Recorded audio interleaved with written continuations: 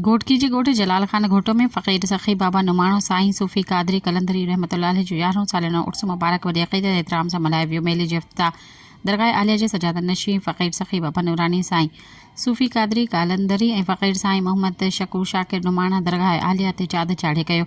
मेले में गुस्ल मेहंदी ऐं चाद चाढ़ण जूं रस्मूं अदा कई वई। मेले में पंजाब लाहौर दरगाह राज़ी साईं अमनपुर शरीफ़ खां फ़क़ीर नेक सीरत साईं कसूर खां फ़क़ीर ज़ुल्फ़कार अली साईं मुल्तान खां नासिर अब्बास जेठड़ ऐं ॿियनि उस्तादनि नूर मोहम्मद भट्टी पंहिंजे फ़ुक़रा समेत शिरकत कई। जॾहिं त घोटकी खां राव अली बहादुर साईं जहान मोहम्मद वसेर राव अली राणो मुज़म्मिल राव मुदस्सिर सैयद ज़ाकिर हुसैन शाह फ़क़ीर महबूब अली वसेर ऐं राव मोहम्मद नासिर साईं उस्ताद नूर मोहम्मद मुसाफ़िर सुमरो उस्ताद अमीर बख्श सुमरो फ़क़ीर मुश्ताक हुसैन ऐं इलाक़े जी तमामु दरगाहनि जे फ़ुक़रान शरीक थिया।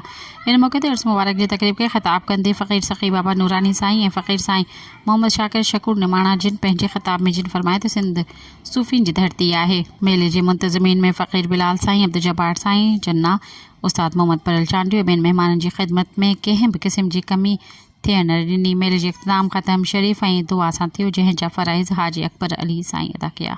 सब्सक्राइब कयो अवामी न्यूज़ HD खे ऐं ताज़ा तरीन ख़बरुनि लाइ ॾिसंदा रहो अवामी न्यूज़ HD।